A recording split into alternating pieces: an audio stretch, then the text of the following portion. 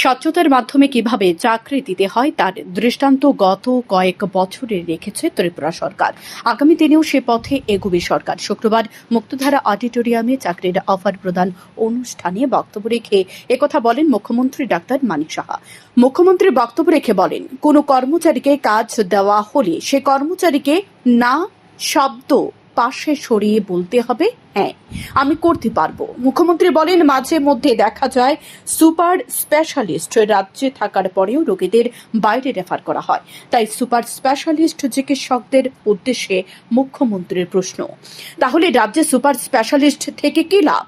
Super স্পেশালিস্টদের যদি শেখার জন্য প্রশিক্ষণের প্রয়োজন হয় তাহলে সেটা দিতে প্রস্তুত সরকার, কিন্তু কর্মচারীদের শ্রম শক্তির দক্ষতা অবশ্যই বাড়াতে হবে, তাহলে প্রধানমন্ত্রী নরেন্দ্র মোদীর স্বপ্ন বাস্তবায়িত হবে। প্রধানমন্ত্রী জি 2022-এ ডিক্লেয়ার দিয়েছেন যে বিকশিত ভারত, এবং অমৃতকাল চলছে এখন 2047 সালের মধ্যে। এই ফোর্স নিয়ে হবে না, তো এই কারণে উনি বলছেন তাদেরকে সুদক্ষ করতে হবে থ্রু প্রপার ট্রেনিং। এবং তাতে দেখা গেছে 2013 সাল থেকে এখন যে 33.95% ছিল 2013-তে, সেটা 2024-এ গিয়ে দাঁড়িয়েছে 54%-এর উপরে। মানে সেটাকে আরো বাড়াতে হবে। কোনো জায়গায় কোনো এমপ্লয়িকে যদি কোনো কাজ দেওয়া হয়, নো শব্দ সাইডে সাইড করতে হবে, সাইডে রাখতে হবে, বলতে হবে yes I can do it. এবং তার জন্য যা যা দরকার পড়লে মাঝে মাঝে আমার এখানে আমাদের সুপার স্পেশালিস্ট ডক্টররা আছেন, আপনারা সবাই জানেন, ডাক্তারবাবুরা আছেন। যখন দেখি রেফার করে, আমি বললাম তাহলে সুপার স্পেশালিস্ট রেখে আমাদের লাভটা কি? রেফার হবে না যদি ওর সুপার স্পেশালিস্ট, ঠিক আছে, এক্সপিরিয়েন্স হয়তো বা আস্তে আস্তে হবে। আমি বারবার বলছি, ওর যদি আরো বেশি ট্রেনিং এর দরকার হয়, আমরা সেই ট্রেনিং এর আমরা ব্যবস্থা করব। স্পেশালিস্টও আছে, একই অবস্থা। তো আস্তে আস্তে করে কিন্তু এই রেফারের যে সেটা কিন্তু অনেকটা হ্রাস পেয়েছে। তো সর্বক্ষেত্রেই আমি একটা উদাহরণ দিলাম, সর্বক্ষেত্রেই আমাদের যারা আজকে এই অফারটা পেয়েছে, জয়েন করবেই, তাদেরকে আমি এই কথাটা বলবো যে শ্রমশক্তির যে দক্ষতা সেটা আপনারা নিশ্চয়ই বাড়াবেন, তাতে করে আমাদের যে মাননীয় প্রধানমন্ত্রীর যে স্বপ্ন সেটা বাস্তবায়ন হবে। আজকে আমাদের এখানে প্রচুর কর্মসূচি রয়েছে, স্কিল ইন্ডিয়া মিশন রয়েছে, PM কৌশল বিকাশ যোজনা রয়েছে, ডিজিটাল ইন্ডিয়া, এরকম অনেকগুলো আমরা স্কিল ডেভেলপমেন্ট যাতে হয় তার ব্যবস্থা আমরা করি। আপনারা শুনে খুশি হবেন যে ত্রিপুরাই একমাত্র রাজ্য যেখানে ক্যাবিনেট থেকে ত্রিস্তরীয় পঞ্চায়েত পর্যন্ত অফিস হয়েছে। মুখ্যমন্ত্রী আরো বলেন, যারা চাকরি পেয়েছে তাদের কঠোর পরিশ্রমের জন্যই এই সফলতা এসেছে।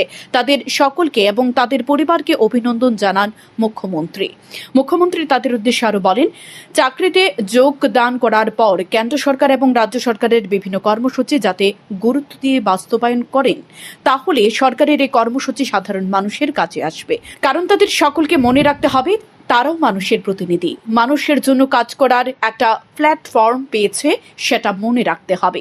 বর্তমান সরকার এখন পর্যন্ত বিভিন্ন দপ্তরে ড্রাই হার্নেস সহ 19,484 জনকে চাকরি প্রদান করেছে। রাজ্য সরকারের পুরোদমে চেষ্টা করছে যেসব দপ্তরে শূন্যপদ রয়েছে সেগুলো পূরণ করার জন্য। শুক্রবার এই অনুষ্ঠানের মধ্য দিয়ে লাইব্রেরিয়ান 107 জন, LDC 15 জন, গ্রুপ ডি 2 জন এবং মাল্টিটাস্কিং স্টাফ 98 জনকে অফার তুলে দেওয়া হয়েছে। মোট 222 জনকে অফার তুলে দেওয়া হয়েছে বলে জানান মুখ্যমন্ত্রী। ট্রান্সপারেন্সির মাধ্যমে কিভাবে চাকরি দেওয়া যায়, ত্রিপুরা সরকার একটা দৃষ্টান্ত বিগত কয়েক বছর ধরে রেখেছে এখানে। আজকে আমার খুব ভালো লাগছিল এখানে যে ত্রিপুরার যে জাতি জনজাতি একটা মিশ্র বন্ধনে বিভিন্ন ধর্মের যারা আছেন সবাই মিলে আমাদের এই ত্রিপুরা, সেই জায়গায় আজকে যে অফার এখানে আমরা বিলি করলাম, যারা অফার নিতে এলো, কয়েকজন মাত্র নিতে এলো, সবাই নয়, তার মধ্যে আমরা দেখলাম সব ধরনের বিলং করে বিভিন্ন জাতি, জনজাতি গোষ্ঠীর সবাই কিন্তু এখানে বিভিন্ন ধর্মে বিশ্বাসী, তাদের অফার লেটার নিতে। এটাই হচ্ছে আমরা যে ইউনিটি ইন ডাইভার্সিটি, আজকে কিন্তু আমরা সেটা দেখতে পাচ্ছি। এখানে আজকে মোট 222 যারা নির্বাচিত হয়েছে তাদের নিয়োগপত্র প্রদান করা হয়েছে, এবং এত ট্রান্সপারেন্সির মাধ্যমে তাদের যে চাকরির যে বন্দোবস্ত এখানে ত্রিপুরা সরকারের মাধ্যমে আমরা করতে পারছি এবং আগামী দিনও করব, এবং তাদের যে কঠোর পরিশ্রম, সেই কঠোর পরিশ্রমের জন্যই এই সফলতা এসছে। এবং যারা আজকে এখানে 222 ক্যান্ডিডেট যারা অফার নিতে এসছেন তাদেরকে আমি এবং তাদের সকলের পরিবারকে, তাদের পুরো ফ্যামিলিকে আমি আন্তরিক অভিনন্দন ও শুভেচ্ছা জানাচ্ছি।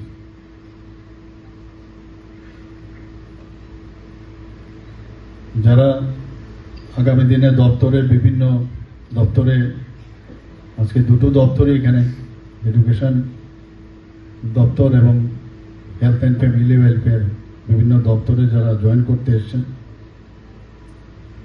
তাদেরকে আমি একটা কথাই বলবো যে জয়েনিং এর পর কেন্দ্রীয় সরকারের এবং রাজ্য সরকারের যে বিভিন্ন কর্মসূচি এবং সেগুলো কিভাবে বাস্তবায়িত করা হয় একটু কনসেন্ট্রেট করে আমার মনে হয় বাস্তবায়িত যদি করা যায় তবেই সাধারণ মানুষের সেটা কাজে আসবে। আমরা অনেক সময় চাকরি পেলাম, এটা যেন না হয়। চাকরি, আমরা তো মানুষের প্রতিনিধি, কিন্তু আপনারাও কিন্তু আরেক দিক দিয়ে প্রতিনিধি, কারণ মানুষের কারণে কিন্তু আপনারা চাকরিটা পেয়েছেন। কাজেই মানুষকে ফিরিয়ে দেওয়ার যে একটা প্ল্যাটফর্ম আপনারা পেয়েছেন, এই সুযোগ কিন্তু সবসময় আসবে না। আমরা যে গত কয়েক মাস ধরে আমি বলবো আমরা যে অফার বিলি করেছি এর মধ্যে বিভিন্ন দপ্তরে, সেখানে এখন পর্যন্ত ডাইন হার্নেস শুদ্ধ 19,484 জনকে আমরা চাকরি প্রদান করেছি। এত বড় একটা নাম্বার। আমরা জানি যে মুখ্যমন্ত্রী চাকরি প্রাপ্যদের হাতে অফার তুলে দেন। আয়োজিত অনুষ্ঠানে মুখ্যমন্ত্রী ছাড়া উপস্থিত ছিলেন শিক্ষা দপ্তরের অধিকর্তা এমসি শর্মা, বিশেষ সচিব হেমন্ত কুমার সহ অন্যান্যরা। শান্তন টিভি।